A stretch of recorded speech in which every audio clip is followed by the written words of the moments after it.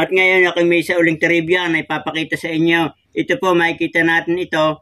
Ito ay ubod ng tigas. Kahit ating pisilin, hindi siya lumalambot. Ang ibig sabihin yan ay bulok na, hindi na makakain. At ang laman yan ay ma-brown na, maasim na. Tingnan nyo, yan ang isa yung tatandaan pagka ibibili sa palengke. Ito naman isang ito, kapag yung malambot yan, nalubog pang ganyan mga kabayan, yan ang pwede po natin kainin. No? Ito, atin ang bibiyakit, kukuhanin natin ng buto. Mga kabayan, nakikita natin. Ito nga, meron nga kaunti pa yung parang amag na dahil overripe na.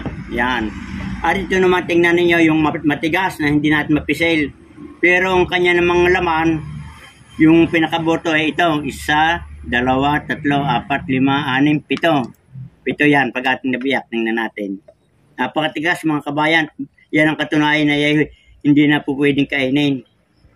Pinapakita ko sa inyo para kayo hindi magkamali ng pagpili nyo sa palengke.